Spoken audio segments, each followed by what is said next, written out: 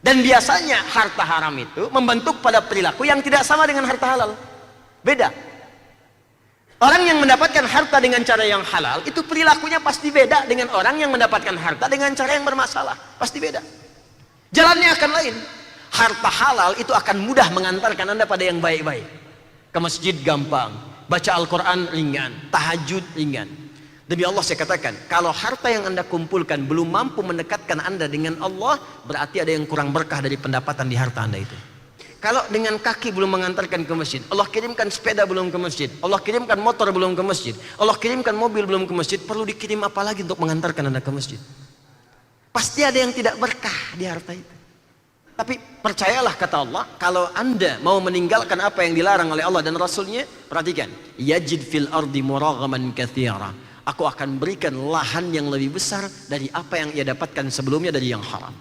Awalnya tinggalkan dulu, tinggalkan dulu, tinggalkan dulu. Apa yang Anda dapatkan pertama kali bukan harta yang langsung diganti. Wasa'ah, yang aku berikan bukan hartanya dulu, yang aku berikan kelapangan hatinya dulu.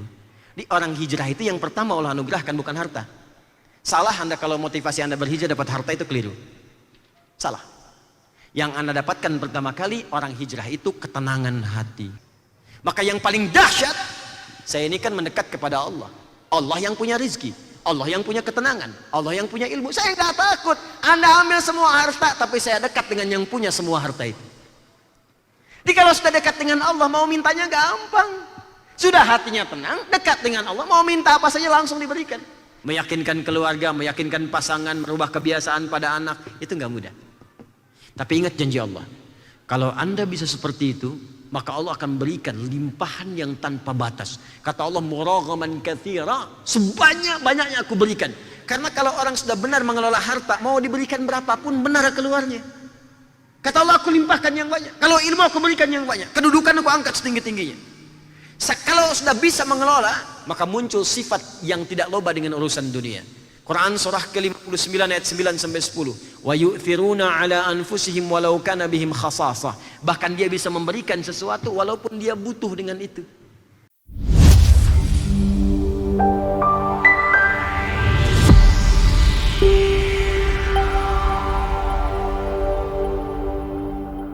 Al-muslimu man salimal muslimuna min lisanihi wa yadihi wal muhajir.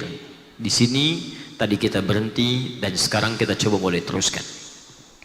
Wal muhajir, sedangkan orang hijrah itu, man hajara, adalah setiap orang yang mau berhijrah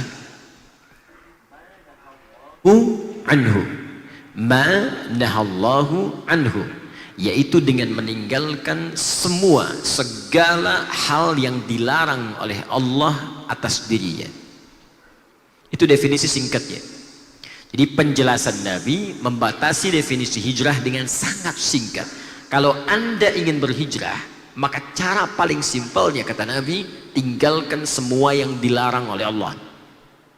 Nah, penjelasan dari sini walaupun diungkapkan dengan kalimat yang sangat singkat, isinya padat, tapi jangan lupakan kaidah dari perkataan Nabi saat Nabi berkata, awas, ana afsahu arabin baina anni min quraisy, ana afsahul arab, saya itu kata Nabi orang Arab yang paling fasih, baina anni min quraisy, dan saya termasuk dari kalangan Quraisy. Quraisy itu termasuk suku yang paling fasih bahasa Arabnya.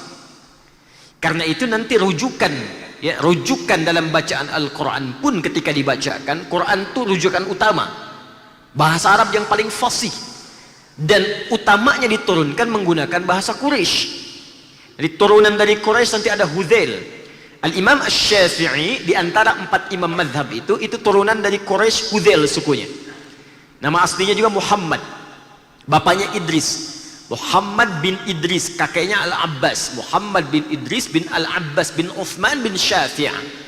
Jadi Syafi' ini kakeknya ya Muhammad bin Idris. Al-Imam Asy-Syafi'i termasuk kalangan sahabat yang berjumpa dengan Nabi sallallahu alaihi wasallam. Di bapaknya Idris bertabarruk dengan nama kakeknya yang masuk dalam golongan sahabat yang mudah-mudahan mendapatkan kesolehannya, dan jadi ya Muhammad bin Idris bin Al-Abbas bin Utsman bin Syafi' bin As-Sa'ib, awas, bin As-Sa'ib bin Ubaid bin Abdul Yazid, ya. Ke atasnya lagi bin Al-Muttalib bin Hashim, ya, ke atasnya lagi bin Abdul Manaf bin Qusay bin Murrah bin Kilab bin Ka'ab bin Ghalib bin Fijr bin Malik bin Nadar bin Kinana bin Khuzaimah bin Mudrika bin Ilyas bin Nizar bin Mudar bin Ma'ad bin Adnan bin Addi bin Adri bin Muqawwam bin Nakur bin Tarikh bin Ya'rub bin Yasjub bin Nabit bin Ismail alaihissalam bin Ibrahim alaihissalam bin Adhar atau bin Nahur bin Abid bin Kinan bin Arfakhshad bin Sam bin Nuh alaihissalam bin Mihlail Matushala bin Kinan bin Anwas bin Tith bin Adam alaihissalam. Nasabnya berjumpa dengan Nabi sallallahu alaihi wasallam di Abdu Manaf dalam golongan Quraisy. Karena Quraisy ini fasih, bahkan Al-Quran diturunkan dengan bahasa Arab yang paling fasih dan acuan utamanya adalah lughatu Quraisyin, maka berlaku kaidah setiap bahasa Al-Quran itu pasti rangkaian katanya bahkan kalimatnya mengandung mu'jizat. Kalau dikaitkan dengan lughah Quraisy pasti fasih, pasti jelas. Apalagi bahasa Quran. Sedangkan Nabi itu adalah orang yang diutus untuk memberikan penjelasan tentang Quran. Maka bahasa yang disampaikan oleh Nabi pun bukan bahasa Arab sembarangan. Setiap rangkaian katanya pasti memiliki makna yang sangat dalam. Ini yang saya ingin kaji dalam setiap hurufnya. Mari kita lihat ini, dan boleh jadi ini jarang dibahas karena yang mungkin disampaikan itu boleh jadi hanya terjemahan umum saja. Kalau mau hijrah, tinggalkan yang dilarang. Tapi apakah seperti itu kalimatnya? Mari kita lihat bahasa nabinya. Indonesia, apalagi bahasa Sunda, ya. Bismillah. Wal muhajir, sedangkan orang yang ingin hijrah itu, orang hijrah itu satu man. Yuk kita baca pakai ilmu nahwu. Di dasar bahasa Arab, nanti kalau ingin mudah memahami Al-Quran, ngajinya bisa sempurna dalam pengertian memahami makna dengan luas, nanti belajar bahasa Arab dengan cabang 4 ilmu. Ini yang dasar. Satu nahwu, yang kedua saraf. Orang Arab menyebut nahwu bapaknya, saraf ibunya, ya. Jadi nahwu kemudian saraf. Kalau ingin simpel, keduanya dipadukan di alfiyah. Alfiyahnya misalnya Ibnu Malik, syarahnya Ibnu Aqil. Ya, kalamuna lafzun mufidun kastaqim wasmun wa fi'lun thumma harfunil kalim wahiduhu kalimatun wal qawlu am wa kilmatun biha kalamun qad yu'am bil jarni wat nilis fi tamyizun hasal bita fa'alti atat wa ya if'ali wa nunik balanna fi'lun yanjali. Belajar dari yang dasar, ya. Misal pakai jurumiyah karangan Imam As-Sanhaji. Al kalamu huwa lafdzul murakkabul mufidu bil wad'i wa aqsamuhu thalathatun ismun wa fi'lun wa harfun dan seterusnya. Nahwu saraf. Nahwu menunjukkan makna dasar dan perubahan kata karena harakat. Kalau fathah maknanya apa, kalau kasrah maknanya apa, kalau dhammah seperti apa, kalau sukun dipahami apa, itu nahwu. Saraf perubahan bentuk kata, derivasi. Makan akan makan, sedang makan telah makan, makan jangan dimakan. Bagaimana membentuk katanya? Makanan, ya. Waktu makan, tempat makan. Nah, itu ilmu saraf. Anda tahu ilmu saraf, satu kata bisa hafal 12 makna. Dengan ilmu saraf itu, satu kosakata Anda tahu 12. Bayangkan, kalau tahu 10, berarti Anda telah hafal 120 kosakata. Itu saraf. Ketiga balaghah. Ya, balaghah. Balaghah itu punya 3 cabang ilmu lagi. Ya. Ma'ani, bayan, badi'. Ma'ani untuk memilih diksi yang sesuai. Pada orang dewasa begini bicaranya, pada anak kecil begini, pada remaja begini. Karena itu nanti ketika Nabi menyampaikan tingkat tertinggi dalam kalimat Nabi, itu bukan hanya nahwu saraf, tapi balaghahnya masuk. Setiap memilih kata sempurna kata-katanya. Bayan dijelaskan dengan terang, sehingga orang tidak bertanya lagi apa maksudnya, bagaimana caranya. Maka kata-kata yang telah disusun itu dirangkai jadi kalimat yang jelas dan sempurna. Tapi kan tidak semua yang jelas itu terasa menyenangkan.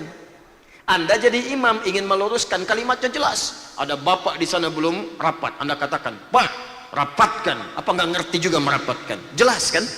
Tapi nggak enak. Supaya enak keterimanya, maka gunakan kemudian badi' namanya. Badi', ilmu menghiasi kata, sehingga ketika disampaikan orang tidak merasa diajari, ketika diperintahkan rasanya kemudian dinasehati dengan cara yang sangat lembut. Bahkan ketika memuji orang senang. Kamu cantik banget sayang, itu baru bayan. Tapi kalau sudah pakai body, cahaya rembulan pun kalah dengan pesonamu malam hari ini. Tuh, catat tuh. Itu body namanya. Terakhir arud. Ya, arud nanti asalnya untuk membuat puisi Arab, tapi dalam nanti khazanah keislaman bisa digunakan untuk membuat nazam-nazam ilmiah, atau digunakan untuk sekedar mengetahui berapa banyak pahala yang didapatkan dari satu amalan. Sekarang kita pakai ilmu ini untuk membaca hadis-hadis Nabi sallallahu alaihi wasallam. Kita gunakan ilmu nahwnya. Ismun mausulun yadullu 'ala al-fardiyatil 'ammiyah. Paham? Tidak. Ismun mausulun konjungsi, kata sambung yang menunjuk pada subjek atau objek secara tunggal tapi maknanya umum. Bentuk tunggal menunjuk pada setiap personal, setiap orang. Tapi walaupun menunjuk pada personal, maknanya general, luas, umum. Kalau diartikan ke sini, seakan-akan Nabi katakan begini, man hajara, hijrah itu kata Nabi berlaku bagi siapapun umum. Setiap personal Anda itu diajak untuk berhijrah. Hijrah terbuka secara luas, bukan hanya untuk orang yang punya harta saja, bukan hanya untuk orang yang punya kedudukan, bukan hanya orang soleh yang bisa hijrah, orang salah pun diminta untuk kembali soleh. Seakan-akan Nabi buka, gak ada batasan. Anda laki-laki, Anda perempuan, Anda yang laki-laki ngaku perempuan, yang perempuan ngaku laki-laki, Anda yang kecil, yang besar, yang tua, yang muda, pelaku maksiat yang sebanyak-banyaknya, kalau Anda pengen bertobat, ayo pulang kembali, kata Nabi. Hijrah terbuka. Jadi kalau nabinya sudah mengajak tanpa kecuali, andanya belum tersentuh juga, berarti kalau punya masalah di hari kiamat nanti bukan nabinya yang salah, andanya yang diajak tapi tak mau ikut. Makanya kata Nabi pernah berkata begini, santai Nabi katakan, setiap umatku akan masuk surga, illa man aba, kecuali yang nggak pengen. Tuh, setiap umatku akan masuk surga kecuali yang nggak pengen. Jadi kalau ada yang nggak ke surga, bukan nabinya yang salah, dianya yang nggak pengen. Makanya ketika Nabi katakan hijrah terbuka untuk kita semua, jangan simpulan hijrah saya tidak terbuka kesempatan. Tidak, semua orang bisa hijrah. Ayo, setiap personal kita terbuka untuk umum, dan tidak ada batasan dan tidak ada biaya. Semua bisa terlibat dengan cara yang sangat ringan. Nah, yang paling menarik ketika mengajak, kata kerjanya menggunakan cepat, hajar. Tapi orang hijrahnya saat memulai itu menggunakan alif, hajar. Buka Quran surah ke-3 Ali Imran. Sudah?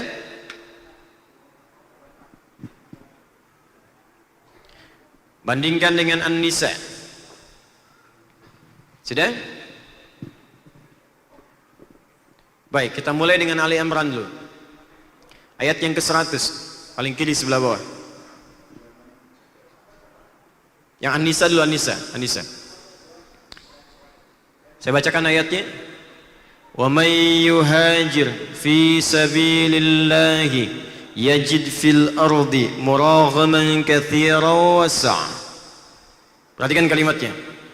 Masih menggunakan man tapi ditambahkan alif di dalamnya. Wa may yuhajir fi sabilillahi, mannya sama tapi ketika memulai ditambahkan alif, yuhajir. Kata dasarnya dari kata hajara, yuhajiru, ada alifnya. Allah. Hajara. Fokus baik-baik. Ada hajara, ada hajara. Itu beda.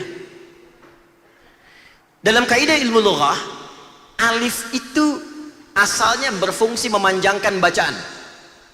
Dasarnya. Misal, kalau saya katakan begini, hajara, pendek kan? Kalau saya tambahkan alif, hajara, hanya panjang kan? Fataha, pendek.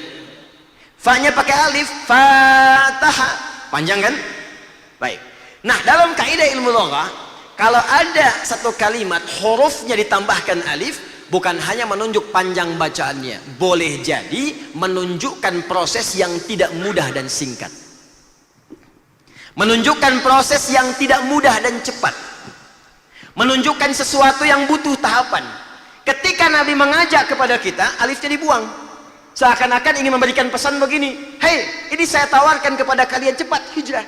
Jadi kalau anda ingin berpikir hijrah, jangan banyak pikir, cepat aja dulu hijrah. Cepat, cepat, cepat.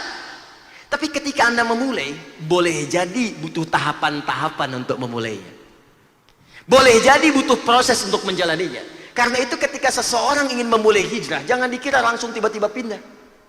Nabinya ngajak cepat, jangan banyak pikir. Kalau pengen pikir, kalau pengen hijrah, cepat kalian pergi. Cepat kalian berubah, cepat kalian hijrah. Tapi ketahuilah, kata Nabi, jangan dikira ketika berhijrah itu boleh jadi ringan untuk dihadapi. Mungkin tantangannya akan terasa tidak mudah saat itu.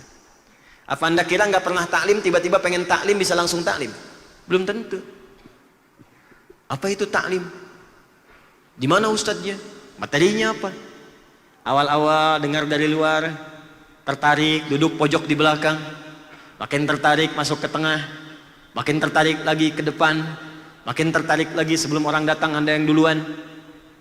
Apa anda kira tadinya nonton bola malam-malam, penggemar Real Madrid, tiba-tiba pengen jadi Real Masjid begitu mudah? Pengen tahajud? Belum tentu.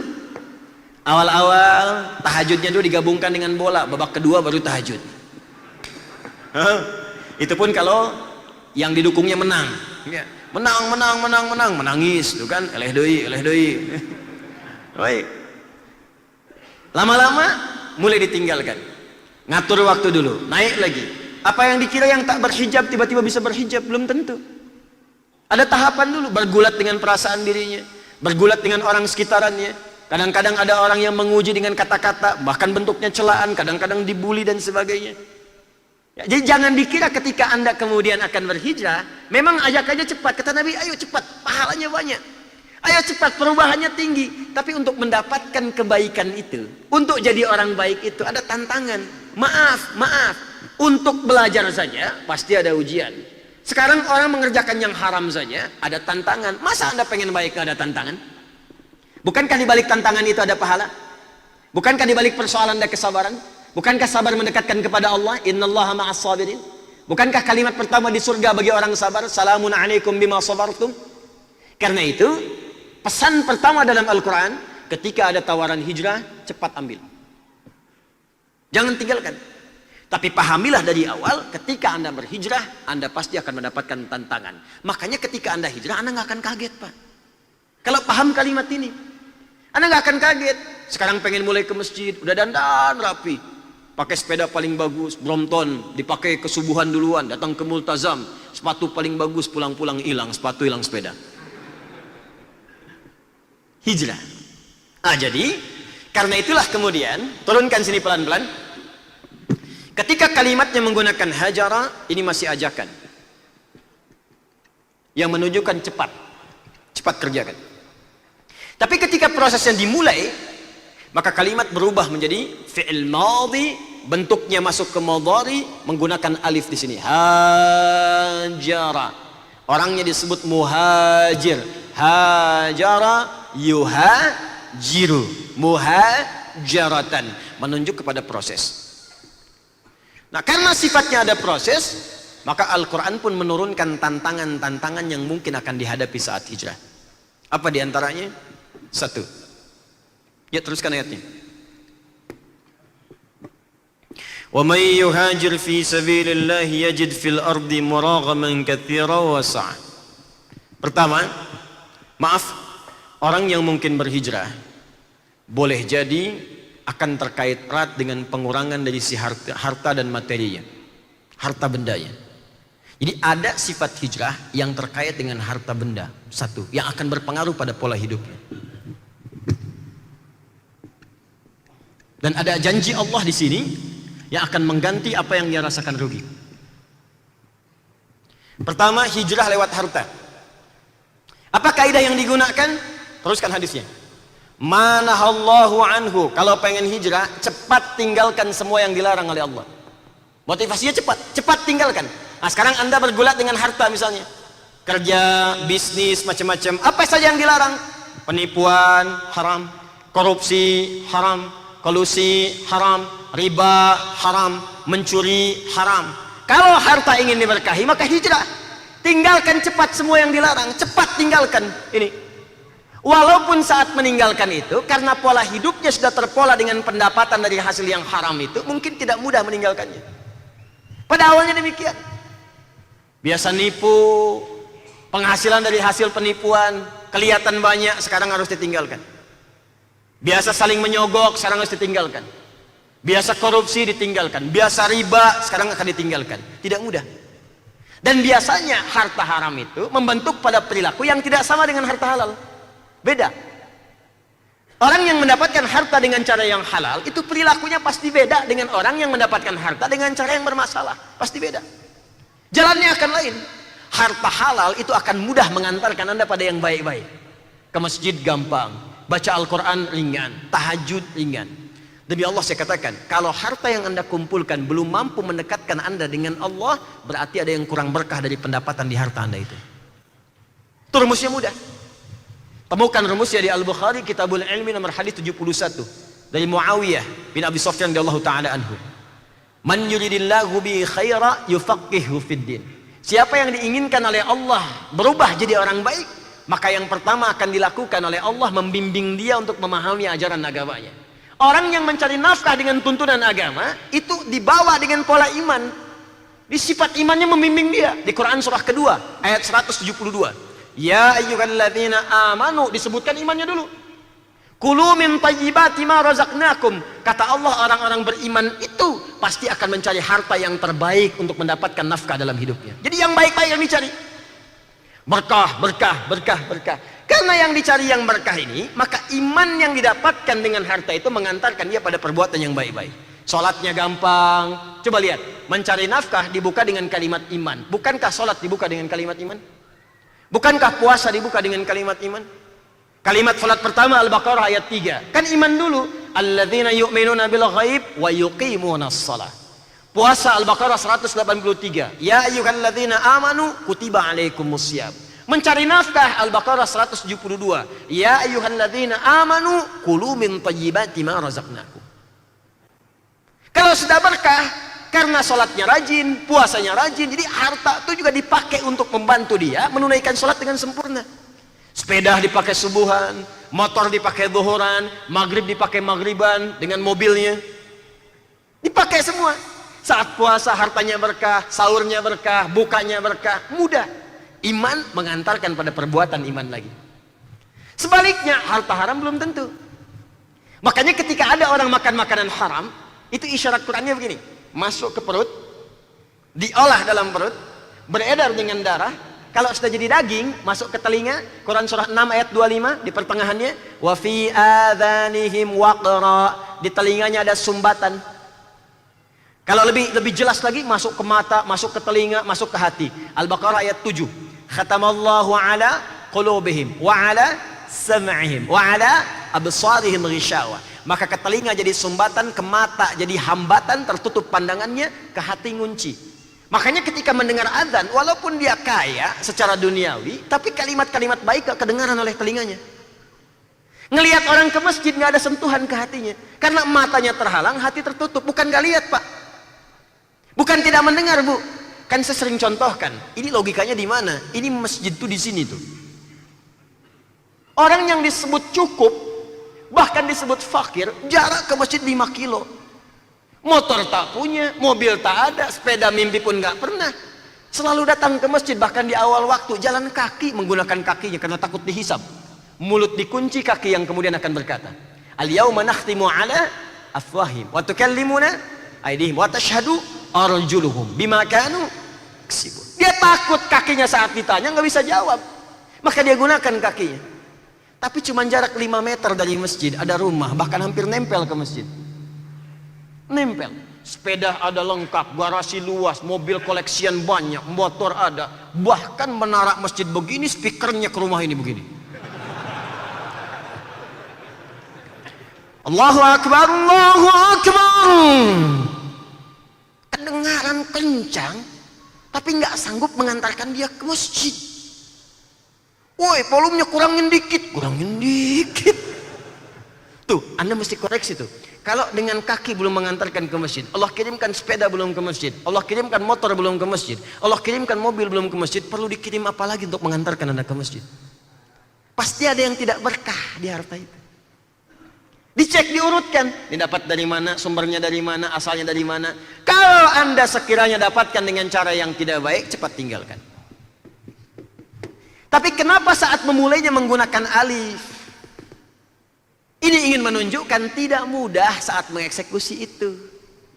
Karena saat orang sudah ada di level harta yang merasa nyaman, di zona nyaman, meninggalkan itu tidak merasa mudah. Karena gaya hidupnya berbeda, polanya sudah ada, sehingga ketika akan pindah kepada pola yang lain, penyesuaiannya butuh waktu. Itu poinnya. Kan saya terangkan kan, di fisika juga sama di bab gaya. F1 sama dengan F2, babnya sama lagi bab gaya. Gaya gerak sama dengan gaya dorong. Tuh, pukulannya ringan, bunyinya ringan. Pukulan kencang, bunyinya kencang. Pakai di bab iman. Imannya kuat, amalan kencang. Iman lemah, amalannya juga lemah. Pakai di bab akhlak, hukum gaya, hukum harta. Hartanya banyak, yang keluar gayanya beda dengan yang hartanya sedikit. Orang naik Ferrari ketika keluar gayanya lain. Ketika keluar dari angkot gayanya tawadhu, langsung sedekah. Ya kan? Kebiasaan dibentuk. Biasa ada yang bukain pintu. Sekarang belum selesai bab gayanya, mau pindah. Kan gaya itu rumusannya sebanding dengan tekanan kan? Hambatannya beda, tekanannya tidak sama. Makanya ketika Pascal membuat rumus F gaya berbanding lurus dengan tekanan. Kalau diterapkan di hukum tadi, orang yang makin banyak gaya makin tertekan. Makanya ketika hartanya mulai berkurang, tapi gayanya nggak bisa kurang, tekanan hidupnya tinggi. Itu yang menyebabkan sebagian orang stres. Ada yang menyebabkan orang merasa masih mendapatkan jabatan walaupun sudah selesai. Ada orang merasa masih kaya walaupun kekayaan sudah tidak ada. Ada syndrome of power. Ada macam-macam karena levelnya nggak bisa menurunkan itu. Ini poinnya. Tapi percayalah kata Allah, kalau Anda mau meninggalkan apa yang dilarang oleh Allah dan Rasulnya, perhatikan, yajid fil ardi muraghaman katsira. Aku akan berikan lahan yang lebih besar dari apa yang ia dapatkan sebelumnya dari yang haram. Akan diganti oleh Allah. Kalau Anda mau berjuang meninggalkan yang haram-haram, walaupun awalnya nggak mudah. Awalnya tinggalkan dulu, tinggalkan dulu, tinggalkan dulu. Apa yang Anda dapatkan pertama kali bukan harta yang langsung diganti. Wasa'ah, yang aku berikan bukan hartanya dulu, yang aku berikan kelapangan hatinya dulu. Di orang hijrah itu yang pertama Allah anugerahkan bukan harta. Salah Anda kalau motivasi Anda berhijrah dapat harta itu keliru. Salah. Yang Anda dapatkan pertama kali orang hijrah itu ketenangan hati. Sah. Lapang. Ini dia. Makanya kalau orang hijrahnya benar, di awal-awal tenang. Coba lihat Pak, Abdurrahman bin Auf itu kan kayanya itu nggak ketulungan. Kayanya nggak terukur, kapaknya terbuat dari emas. Tapi apakah untuk hijrah itu seketika kemudian langsung punya kapak dari emas? Tidak. Anda bisa bayangkan saat mau hijrah ke Yathrib yang kelak jadi Madinah itu, kan harta hasil kerja kerasnya dirampas oleh orang Quraisy. Dirampas satu oleh preman-preman Quraisy. Ya, orang-orang yang kriminal kan rizkinya juga kan rizkinya haram. Ya boleh jadi yang kau dapatkan selama ini ada yang nggak baiknya. Karena itu tidak baik, maka silahkan diambil orang yang nggak baik saja. Yang nggak baik ngambil yang nggak baik lagi, dirampas semuanya. Tapi apakah Abdurrahman bin Auf kemudian kecewa dengan itu? Tidak. Kalau orang sudah lapang dan di hatinya tertuliskan Allah, maka semua akan kecil dalam hidupnya. Kecuali hanya Allah yang akbar. Makanya orang-orang yang khusyuk ketika mengatakan Allahu Akbar, tertulis dalam jiwanya Allah, maka semua akan menjadi kecil dalam hidupnya. Kecuali Allah. Maka ketika dia akan hijrah, dirampas semua hartanya, dikatakan oleh orang Quraisy. Perhatikan tawarannya, ini sering saya ungkapkan dalam setiap kesempatan. Kalau Anda ingin hijrah ke Yathrib sana, silahkan pergi tapi jangan bawa harta sepeser pun. Pakaian yang melekat di badan saja. Kami biarkan kau pergi, nggak kami eksekusi. Di orang kafir Quraisy satu berpikir kalau dia berangkat nggak akan selamat di jalan. Cuman bawa pakaian, nggak bawa harta. Jaraknya 400 sampai dengan 500 kilo, 400 kilo lebih sekarang. Pakai bis itu bisa 6 sampai 8 jam. Paling cepat 4-5 jam. Sekarang jalan kaki, belum ada badai, belum melewati bukit-bukit, bukitnya keras, ada bebatuannya. Pikiran orang kafir Quraisy paling berangkat itu ya sudahlah. Kalau nggak meninggal di jalan selesai sampai sana. Nggak ada harta lagi. Apa yang terjadi? Silahkan ambil hartanya. Aku akan kejar hijrahnya. Jadi kalau orang sudah lapang itu Pak, Bu, tenang pikirannya. Dan ketenangan itu sangat penting. Mahal tenang itu. Anda kaya tapi gelisah. Kerja banyak tapi hati nggak tenang, nggak akan nikmat. Kan saya sering beli pilihan begini. Kaya tapi gelisah atau miskin tapi tenang. Pilih mana? Jangan ada yang ketiga. Belum saya terangkan. Kaya tapi gelisah atau miskin tapi tenang. Pilih yang mana? Tuh. Artinya ketenangan itu penting. Sehat tapi gelisah atau sakit tapi tenang. Pilih mana? Itu saking pentingnya ketenangan, itu Anda nggak mau tinggalkan. Makanya ibadah pun didesain oleh Allah untuk menenangkan hati. Coba sholat, baca Al-Quran, berdoa, zikir. Itu kan semua zikir namanya. Sholat disebut zikir. Quran surah ke 20 ayat 14 tadi imam kita bacakan. Wa aqimis sholata lidzikri. Doa disebut zikir. Quran surah 7 ayat 205. Wadhkur rabbaka fin nafsik. Ba'da sholat zikir. Quran surah keempat ayat 103. Fa idza qadaitumus sholata fadhkurullah. Anda baca Quran zikir. Quran surah 15 ayat 9. Anda murajaah menghafal Quran zikir. Quran surah 54 ayat 17, 22, 32, 40. Apa fungsinya? Menenangkan hati. Dari mana taunya? Quran surah 13 ayat 28. Ala bi dzikrillahi tatmainnul qulub. Makanya saat Anda sholat, tenang hati. Masuk masjid tempat sholat, tenang hati. Baca Quran, tenang hati. Ada masalah buka mushaf, baca Quran, hati tenang. Ada masalah sholat, hati tenang. Jadi ketenangan itu penting. Makanya orang yang hijrah, kalau benar hijrahnya, yang pertama diberikan ketenangan hatinya. Jadi kalau Anda hijrah, hati Anda belum tenang, berarti ada yang belum sempurna hijrahnya. Ada tahapan yang terlewati di sini. Maka yang paling dahsyat, saya ini kan mendekat kepada Allah. Allah yang punya rizki, Allah yang punya ketenangan, Allah yang punya ilmu. Saya nggak takut. Anda ambil semua harta, tapi saya dekat dengan yang punya semua harta itu. Jadi kalau sudah dekat dengan Allah, mau mintanya gampang. Sudah hatinya tenang, dekat dengan Allah, mau minta apa saja langsung diberikan. Anda dekat dengan pimpinan, pekerjaan Anda mudah. Anda dekat dengan Allah, apa yang tidak mudah bagi Allah. Maka ditinggalkan semua harta itu, berangkat kemudian ke Madinah, ke Yathrib. Begitu sampai sana diterima oleh orang paling kaya di Yathrib. Sami'tu annaka kunta ghaniyan. Saya dengar Anda itu pernah kaya. Khudh nisfa mali, kalau pengen kaya lagi ambil setengah harta saya. Apa jawabannya? Saking tenangnya hatinya mengatakan jazakallahu khairan bima ma'na arini ainal aswah. Semoga Allah berikan pahala pada Anda. Cukup tunjukkan padaku di mana pusat bisnisnya. Kerja kemudian jadi penyalur kambing pada awalnya, setahun jadi orang paling kaya di Madinah. Setelah tenang hatinya, nikmat hijrahnya, gampang kerjanya, tawakal tinggi kepada Allah, baru Allah limpahkan rezeki sesuai dengan passionnya. Kalau dia passionnya ilmu, diberikan ilmu dengan batasan yang sangat luar biasa dari kalangan manusia. Kalau passionnya kedudukan, diangkat setinggi-tingginya. Kalau passionnya di bisnis, diberikan limpahan harta yang kuat. Jadi kalau orang sudah hijrah diberikan harta, hartanya pasti digunakan pada yang baik. Kalau orang hijrah dapat kedudukan, kedudukan digunakan membuat kebijakan yang baik. Kalau orang hijrah sudah baik, punya ilmu, ilmunya digunakan mendidik dengan cara yang baik. Itu yang kita butuhkan. Makanya ketika orang hijrah nggak akan diberikan dulu Pak pengetahuan, nggak akan diberikan kedudukan, nggak akan diberikan kekayaan, yang diberikan ketenangan dulu. Itu poinnya. Nah sekarang coba Anda buktikan. Anda sebelum datang ngaji dengan setelah ngaji, kan keadaan hatinya pasti beda. Kalau ngajinya benar. Kalau ngajinya nggak benar, tetap gelisah juga. Jelas ya? Nah, ini bagian pertama. Jadi yang pertama, bisa jadi orang berhijrah itu boleh jadi ada kaitan dengan pengurangan harta yang selama ini dia rasakan. Sesungguhnya bukan ingin berkurang, tapi Allah ingin pisahkan antara yang Allah tidak sukai dengan yang disukainya. Bukankah hijrah berpindah mendekat kepada Allah? Sedangkan Allah itu maha suci dan hanya mencintai yang suci-suci. Makanya ketika Anda mendekat kepada Allah, maka yang tidak suci dikeluarkan dari diri Anda. Perilaku yang tidak baik, harta yang tidak baik, ilmu yang tidak baik dihilangkan dulu, dihilangkan dulu, dihilangkan dulu, baru ditambahkan pada nilai-nilai kebaikan yang lain. Satu. Dua, Saya agak cepat. Tingkat tantangan ini bisa jadi ada 3. 1, 2, 3. Ditemukan di Quran surah kedua ayat 214. Paling kanan sebelah bawah di mushaf. Saya cepat. Am hasibtum an tadkhulul jannata. Allah. Walamma ya'tikum mathalul ladzina khalau min qablikum.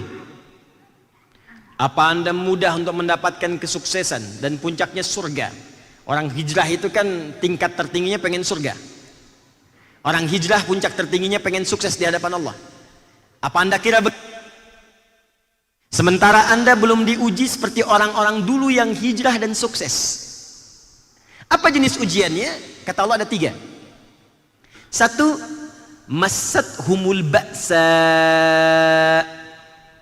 Ujian yang sifatnya masih ringan. Orang Arab kalau ada ujian ringan disebut dengan ba's namanya. Ba's. Jamaknya ba'sa.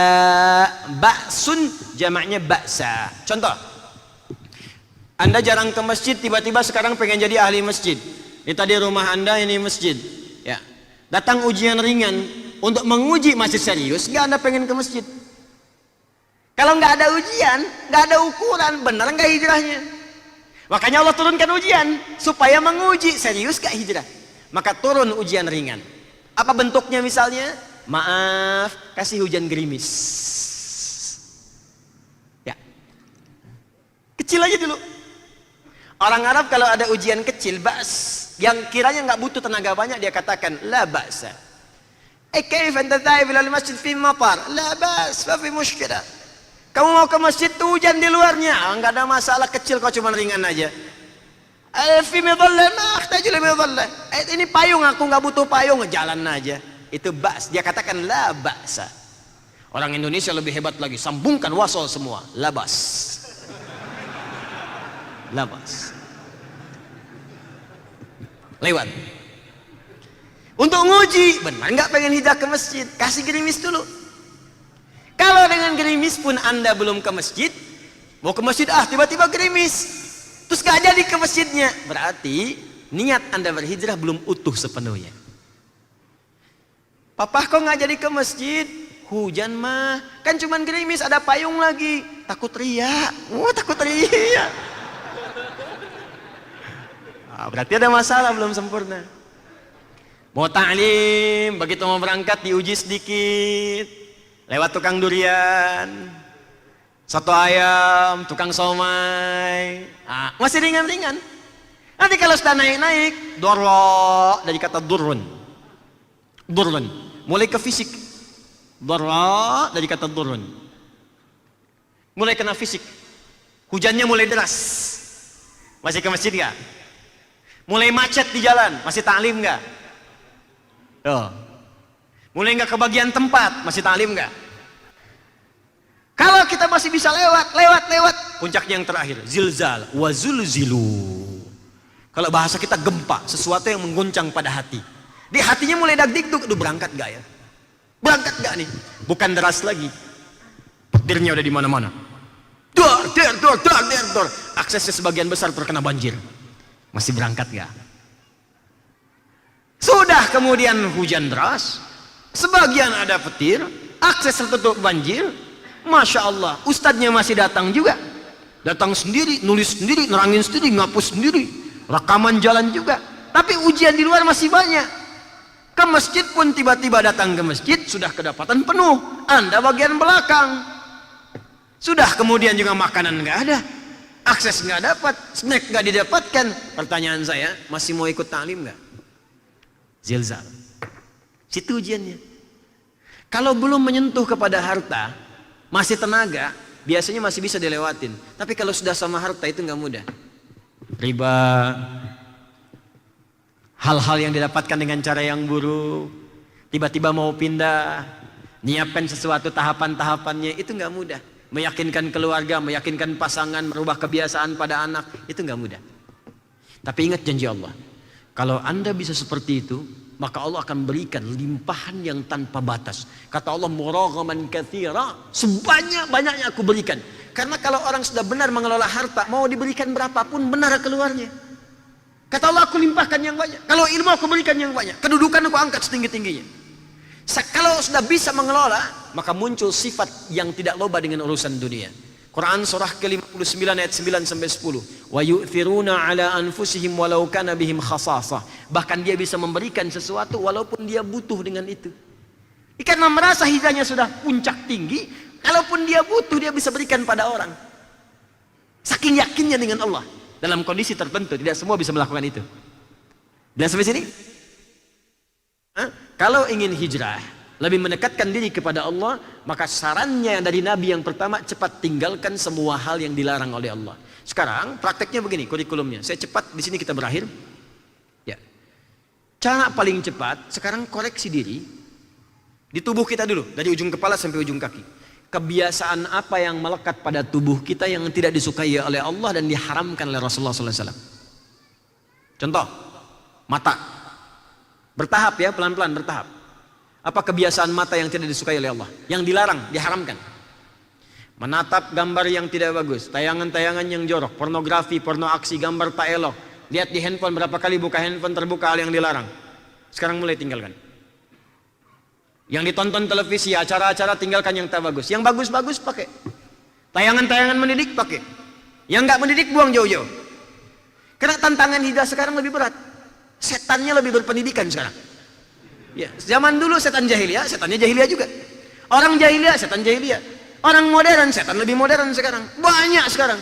Anda baru buka media sosial, baru dibuka berita-berita di media sosial, berita-berita di news, ya, yang menggunakan situs-situs tertentu. Begitu Anda buka, demi Allah saya katakan, hampir sekarang 80% isinya racun semua. Pembunuhan di sini, perkosaan di sini, perampokan, zina, mabuk, macam-macam. Di mana berita baik ya sih? Kalaupun ada konten yang baik paling cuma 10%. Dan sekarang kenapa banyak orang berbuat maksiat? Karena mudah mengakses maksiat itu. Buka YouTube ada cara merampok. Dibuka YouTube ada cara mencuri. Ada cara bikin bom, ada cara konten ini. Ya pantas orang mengerjakan maksiat karena ada petunjuknya. Sekarang orang bisa buat sendiri karena bisa diakses langsung dengan handphone yang ia pegang kemanapun. Bahkan tanpa batas. Itu poinnya. Maka sekarang coba mulai dari mata. Turun nanti ke telinga. Turun ke lisan sampai ke ujung kaki. Kalau tubuh kita sudah otomatis bisa berhijrah, maka semua yang melekat pada tubuh ini akan digunakan pada yang baik-baik. Baik itu ilmu, baik itu harta, juga tenaga yang kita gunakan dalam kehidupan. Ini bagian rumus Nabi yang pertama. Fokus. Wal muhajir man hajara ma nahallahu anhu. Ma itu bentuknya menunjuk pada semua tanpa batas. Semua yang dilarang tanpa kecuali. Apapun yang kita kerjakan kalau bersentuhan dengan yang dilarang, tinggalkan. Ya, jika ada yang haram-haram jangan banyak pikir, tinggalkan aja. Ya, kalau sekarang terlibat pada yang haram, kemudian dengan meninggalkan itu tidak ada bekal atau memungkinkan kita masuk pada bab yang lebih sulit hidup kita. Misal Anda bekerja nih, ya, dalam bab fikih ini begini, bekerja di tempat misalnya yang ada ribanya atau ada haramnya di situ. Kemudian Anda ingin tinggalkan seketika, tapi nggak ada modal dari situ.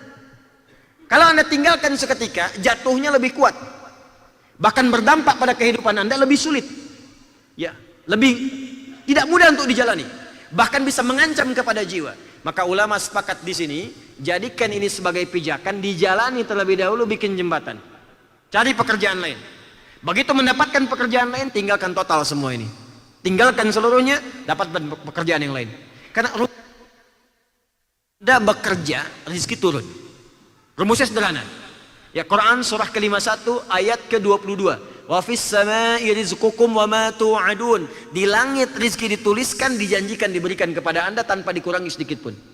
Bagaimana cara mendapatkannya? Quran surah kedua ayat 168. Ya ayyuhan nasu kulu mimma fil ardi halalan thayyiba. Asal Anda mau kerja dengan cara yang halal, dapatkan yang benar, Allah turunkan rezekinya tanpa dikurangi sedikit pun. Jangan dikira kalau korupsi harta bisa nambah, tidak.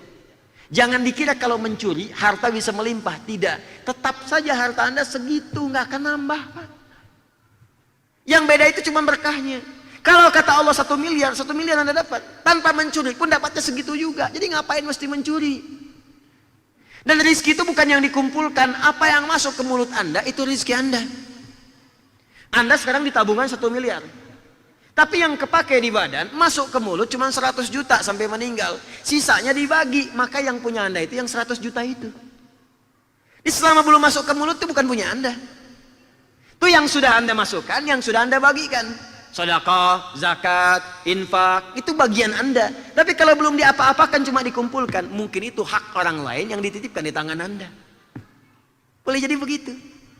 Makanya ngapain korupsi, nggak ada kerjaan. Kalau orang beriman tuh nggak akan korupsi, bikin capek diri sendiri. Nggak akan mencuri. Anda kalau mau mencuri, jangan pikirkan diri sendiri. Anda kalau sudah punya keluarga, anak-anak, pikirkan orang tua. Anda orang tua, pikirkan anak. Anda yang berbuat, anak Anda yang susah. Anda yang korupsi, anak Anda yang dibuli. Anda yang mencuri, orang tua Anda yang sakit menahan lahiran Anda. Menahan kehamilan saat akan mengandung Anda. Sedang mengandung Anda, melahirkan Anda. Tiba-tiba dibalas oleh Anda dengan perbuatan kriminal itu. Apa nggak sayang pada orang tua? Baik, kembalikan ke sini. Jadi semua yang masuk kategori dilarang oleh Allah, tinggalkan semuanya. Kalau sudah bisa dikerjakan semua itu, maka apa yang kemudian diberikan kepada kita? Puncaknya diberikan ketenangan plus limpahan sesuai dengan passion yang kita jalani. Terakhir, Quran surah ketiga ayat 142. Bagaimana cara hijrah yang efektif menurut Al-Quran? Karena tidak mudah mengatasinya. Di ayat 214 itu tantangannya. Di ayat 142 itu perencanaan dan solusinya. Perhatikan caranya. Am hasibtum an tadkhulul jannata. Di Al-Baqarah 214 tantangannya dibuka dengan kalimat ini. Di Ali Imran ayat 142 dibuka juga dengan kalimat ini. Apa Anda mudah begitu saja kemudian mendapatkan kesuksesan bahkan surga yang Anda mimpikan? Dengan berhijrah langsung dapat? Belum tentu, kata Allah. Walamma ya'lamillahu alladhina jahadu minkum wa ya'lamas sabirin. Rumusnya cuma dua, kata Allah. Satu, kita hapus dulu.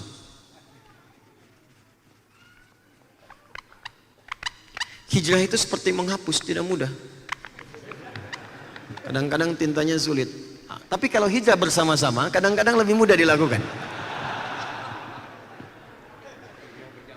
Hijrah berjamaah.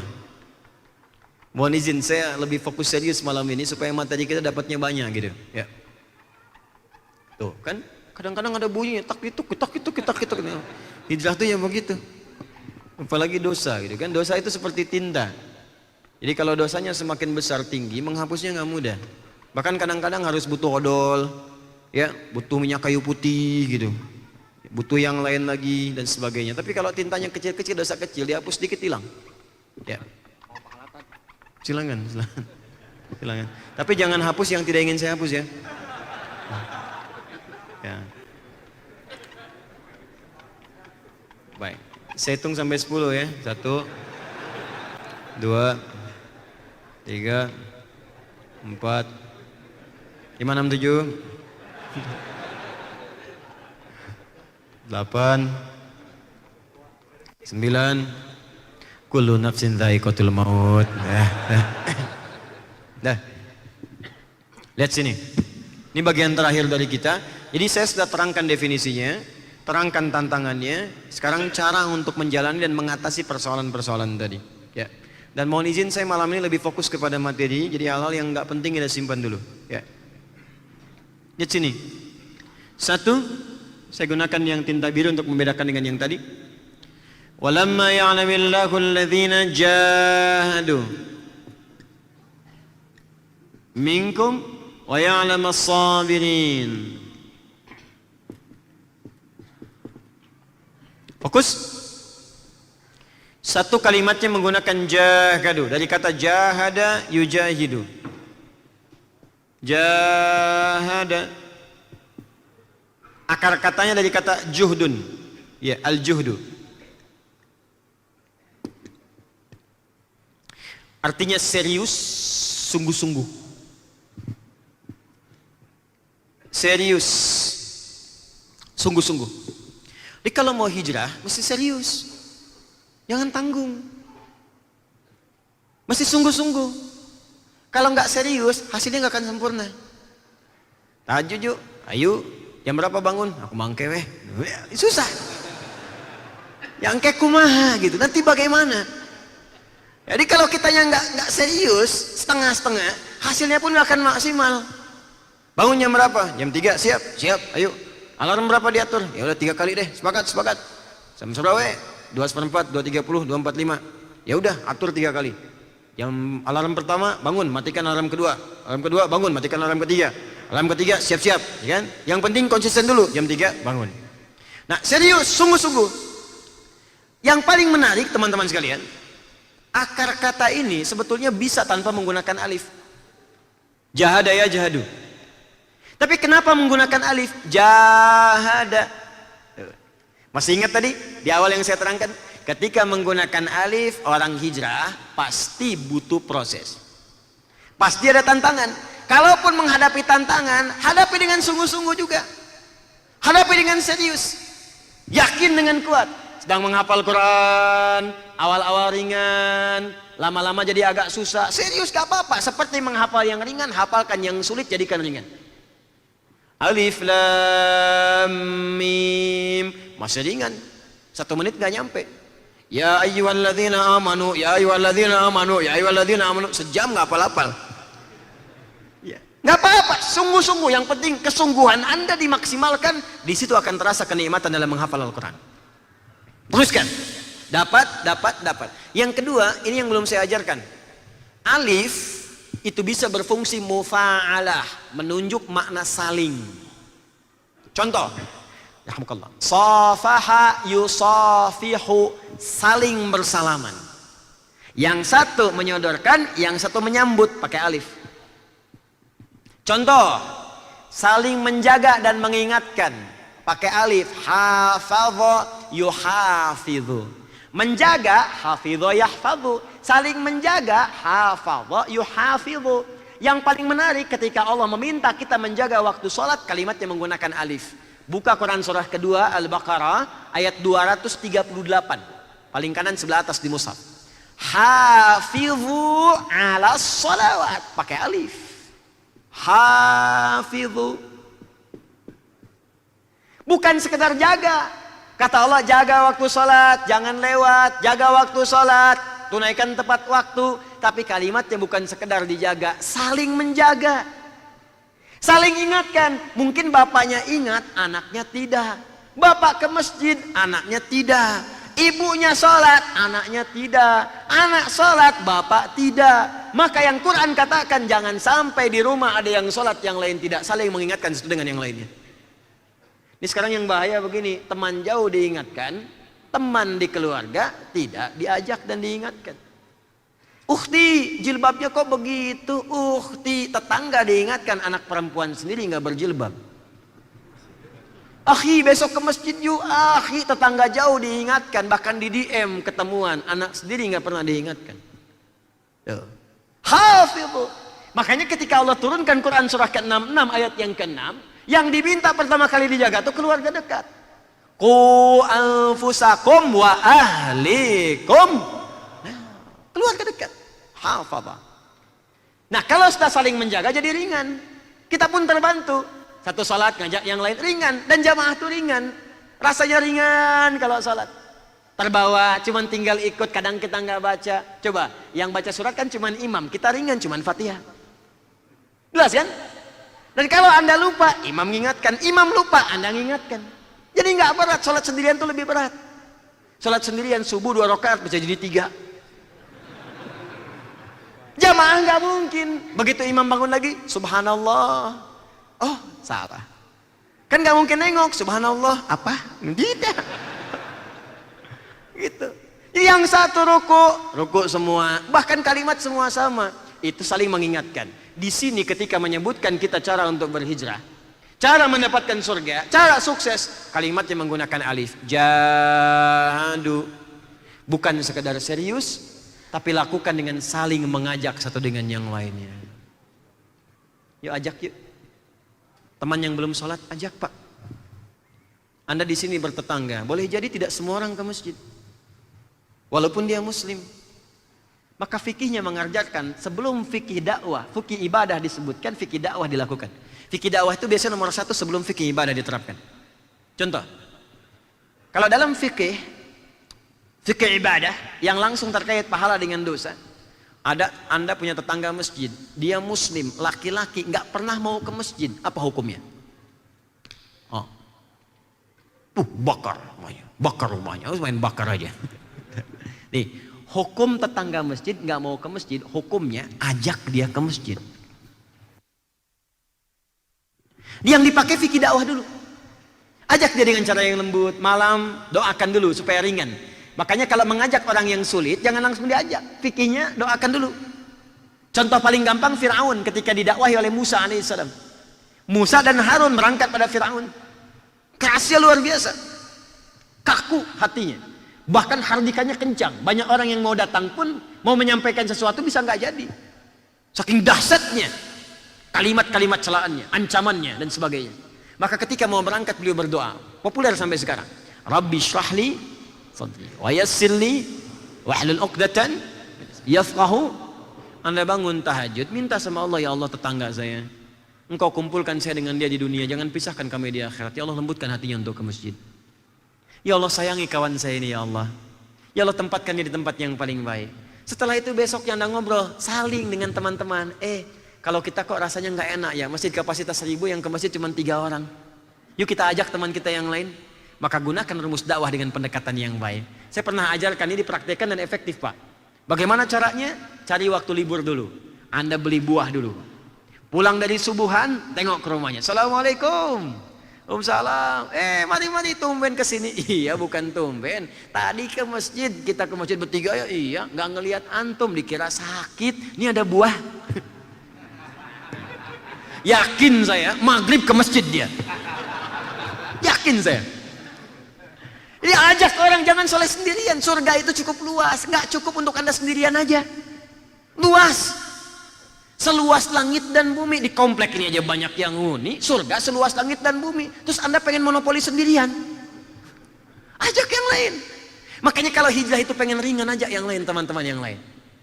Yang hijrah dari yang bertato sudah dihapus, ajak yang bertatonya. Sampaikan, nih sudah nikmat nih, udah hilang sama sekali. Dari naga jadi cacing jadi hilang sama kecil. Ya, turun semuanya. Ya.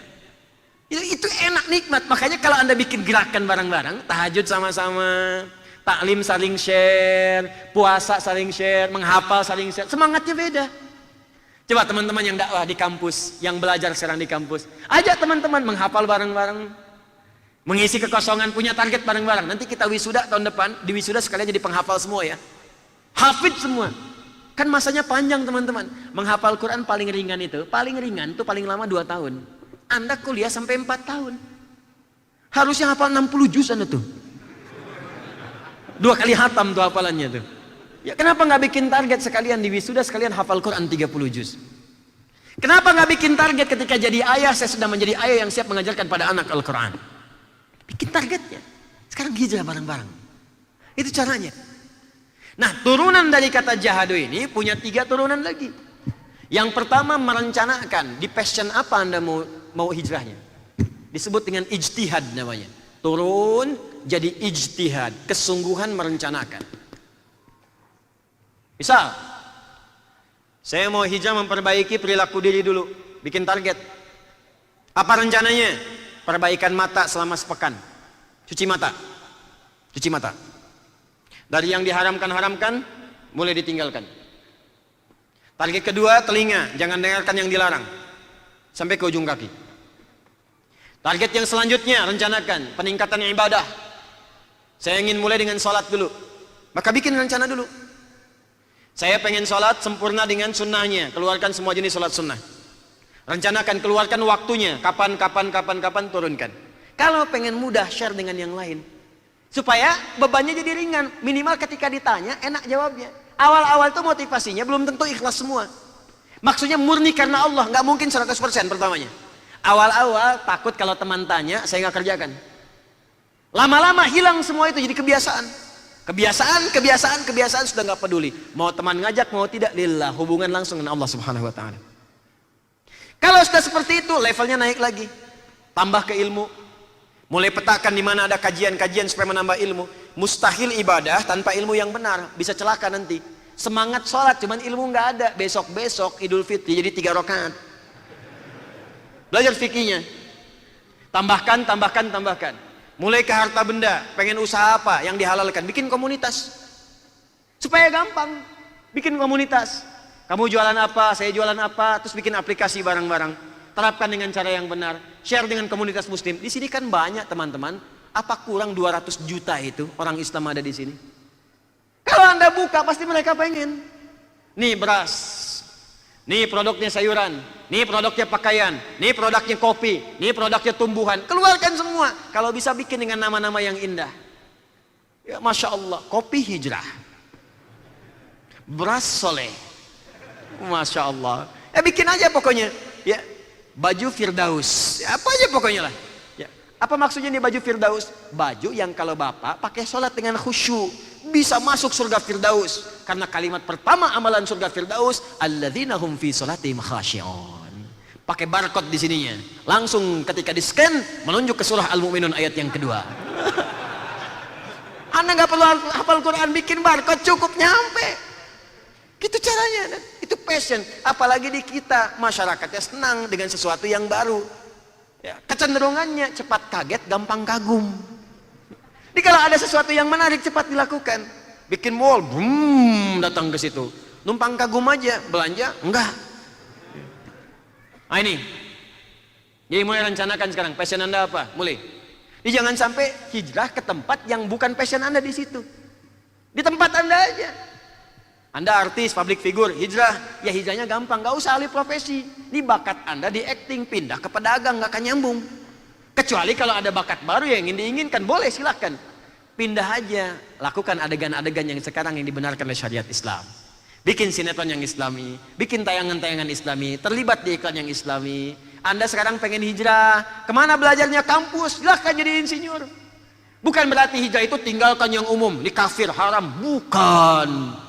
Tetap masuk ke kampus umum, tapi isi dengan nilai-nilai agama yang baik. Sholatnya tepat waktu, menghafal Quran juga. Setiap pelajaran keluarkan ayatnya. Belajar fisika, keluarkan ayat-ayat fisika. Belajar kimia, keluarkan hadis-hadis tentang kimia. Jadi apa yang Anda pelajari dikuatkan dengan nilai-nilai keislaman, itulah hijrah. Gak harus pindah tempat. Kecuali kalau Anda ingin ganti passion.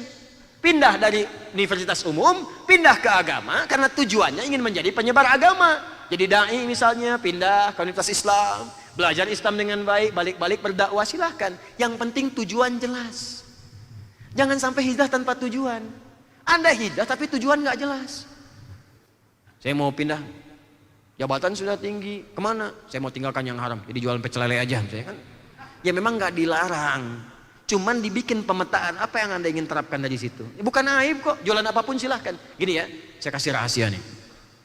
Ini antara kita saja. Ya. Anda mau kerja apapun, tidak akan merubah kuantitas rezeki Anda. Tetap segitu juga. Di Anda tuh sebetulnya tinggal milih mau jadi apa. Dan oleh Allah potensinya dikasih. Manusia itu hebat Pak. Mau jadi insinyur, jadi insinyur. Jadi arsitek, jadi arsitek.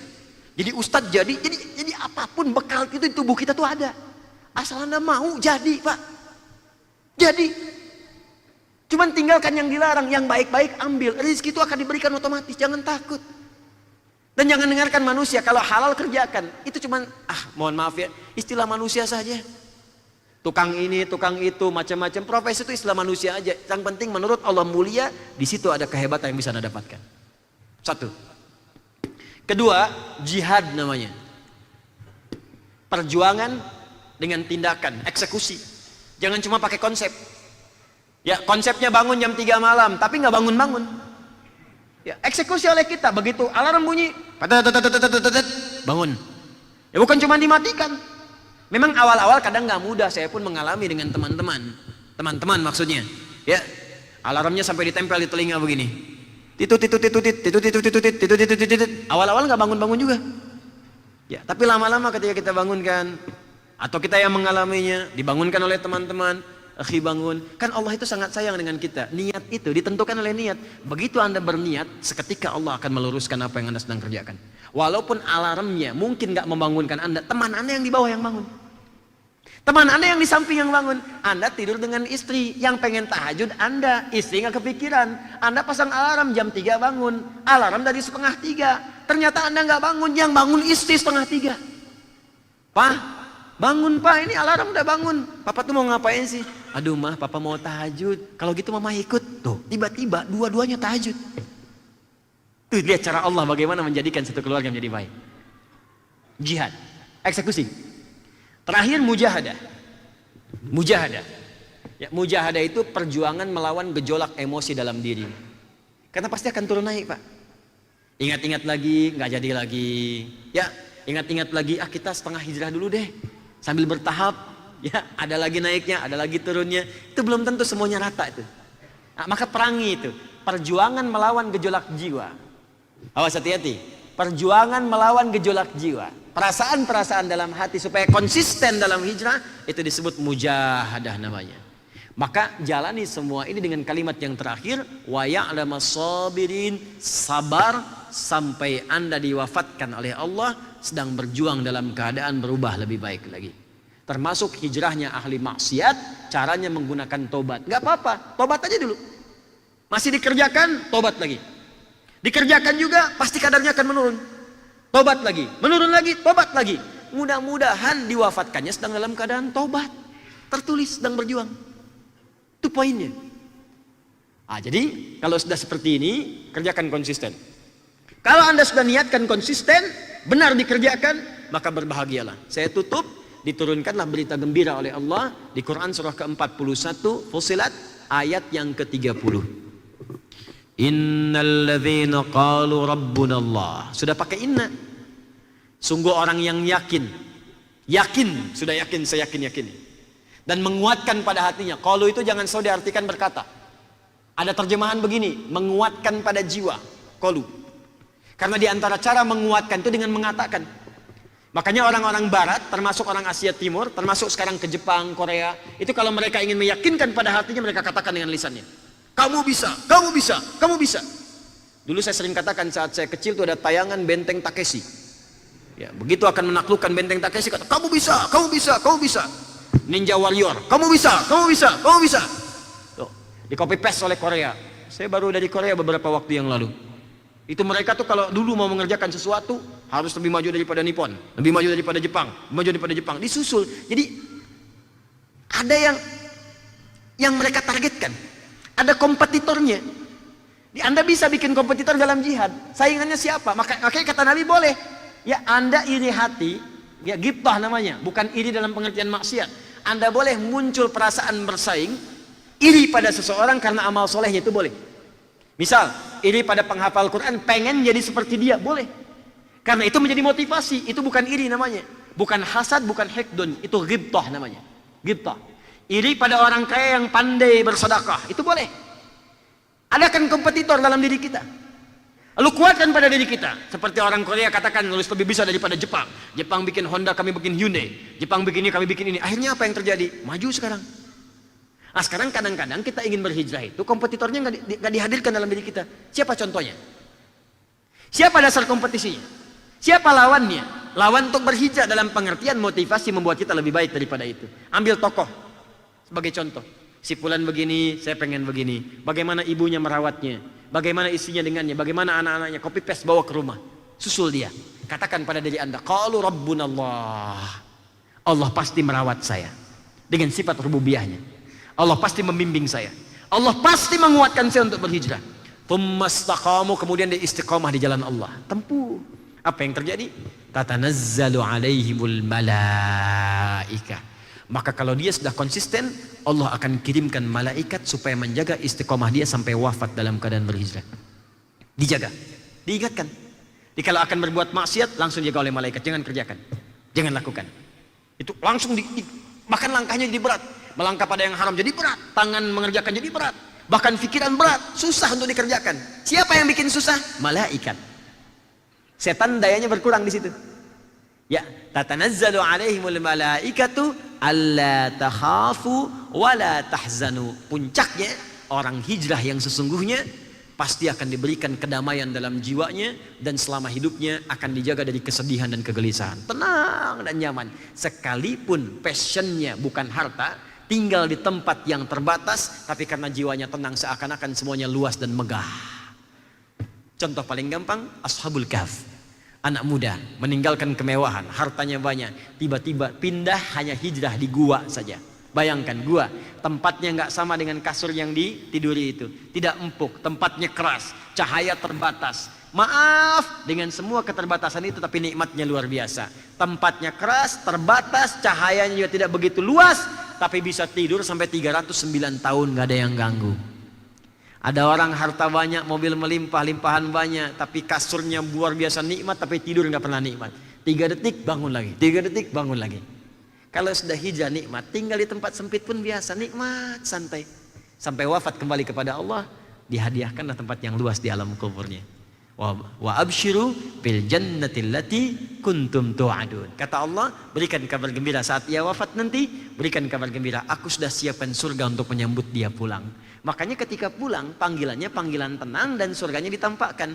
Quran surah ke-89 ayat 27 sampai 30. Ya ayyatuhan nafsul mutmainnah. Hei jiwa yang tenang, karena sudah tenang. Jadi hijrah melahirkan ketenangan. Dia tinggalkan maksiat, dia tinggalkan yang haram, tenang hatinya saat pulang. Tenang, baca Quran tenang, wafatnya pun tenang. Irji'i ila rabbiki radiyatan mardiyah. Pulang kepada Rabbmu. Tuhanmu sudah ridho kepadamu, engkau pun akan ridho dengan pemberiannya. Fadkhuli fi ibadi wadkhuli jannati. Nyambung semua. Masuk dalam golongan hambaku yang soleh. Wadkhuli jannati, dan masuklah ke dalam surga yang sudah aku siapkan untukmu. Silahkan lihat runtutan ayatnya sama semua. Ketika hijrah diajak, yang didapatkan ketenangan, maaf, yang dijanjikan surga, menyebutkan tantangan dengan surga, menyebutkan cara dengan surga. Begitu mau meninggal, dipanggil dengan panggilan tenang, jaminan surganya muncul lagi di situ. Perhatikan, saat masuk surga, bukankah saat dia berhijrah dia sabar? Wa ya'lamas sabirin. Saat masuk surga, panggilan malaikat kepada orang-orang ini saat beramal soleh, disebutkan kalimat sabarnya. Quran surah 13 ayat ke-24 itu. Salamun alaikum bima sabartum fa ni'ma uqbaddar. Selamat, Anda di dunia sabar.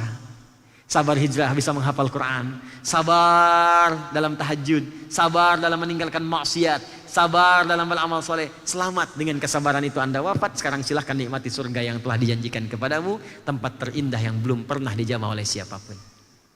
Itulah hijrah dan istiqamah dalam Al-Quran dan sunnah Rasulullah sallallahu alaihi wasallam. Semoga kita dimuliakan oleh Allah subhanahu wa ta'ala, diterima amal ibadah kita insyaallah, dan dimudahkan kita untuk berhijrah dengan istiqamah di jalan Allah subhanahu wa ta'ala. Allahumma taqabbal minna innaka antas samiul alim wa tub alaina innaka antat tawwabur rahim.